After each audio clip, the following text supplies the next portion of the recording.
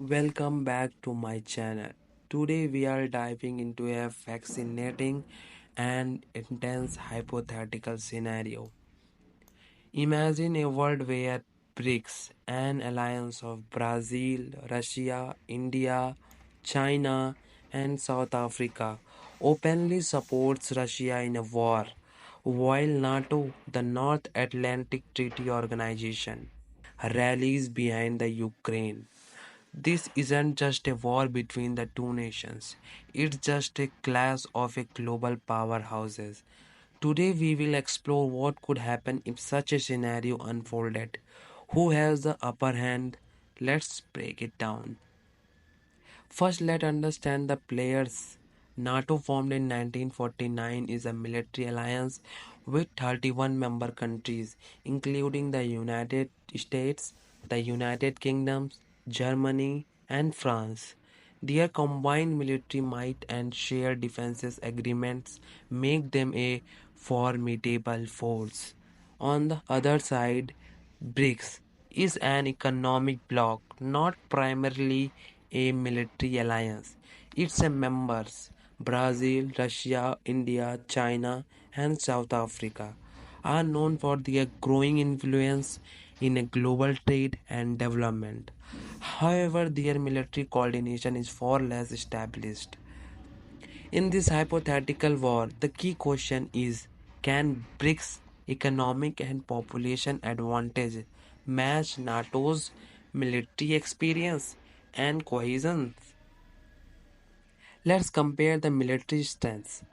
NATO countries collectively spend over $1 trillion annually on defense, with the United States alone accounting for nearly half of that. Advanced technology, global military bases, and superior logistics gives NATO a clear edge in traditional warfare. BRICS, however, brings significant manpower. China and in India, two of that world's largest militaries, could provide millions of troops.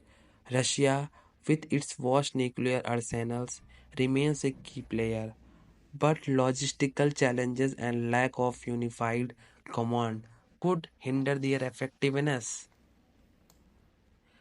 Wars aren't won by a weapons alone. Economic strength plays a crucial role. NATO countries dominate global trade and finance, with access to advanced technology and the critical industries. BRICS, on the other hand, control significant resources. Russia and Brazil supply energy and food, while China dominates manufacturing. Prolonged economic sanctions could cripple BRICS, but their resources advantages might sustain them in a drawn out conflict. Geography is another factor. NATO's presence in Europe and North America ensures strategic depth and easier coordination.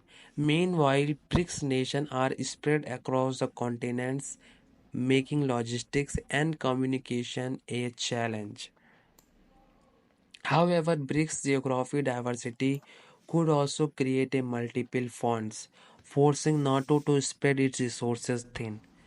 Key choke points like the South China Sea and Eastern Europe would become the battlegrounds.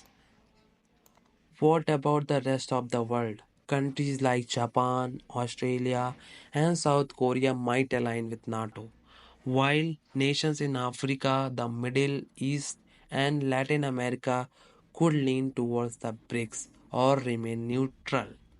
The role of these nations could tip the balance. So, who could win in this hypothetical scenario? Despite BRICS' manpower and resources, NATO's technological superiority, cohesive global structure, and established military alliance would likely give it a decisive advantage in a conventional war.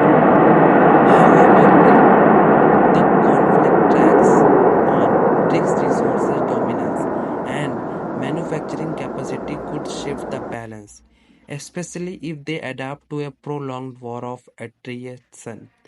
Ultimately, The outcome would depend on the leadership, strategy, and ability to maintain a public and the global support. In the end, a war of this scale would be a catastrophic. While NATO has the military advantage, BRICS' economic and resource strength could prolong the conflict.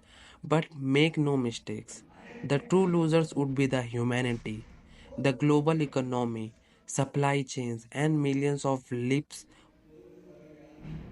would be at stake. This is why diplomacy, not a war, must remain the cornerstone of international relations. What do you think? Could such a scenario ever happen? And if it did, who would come out on the top? Let us know in the comments below. Thank you so much for listening me. Subscribe for more global insights. Thank you so much.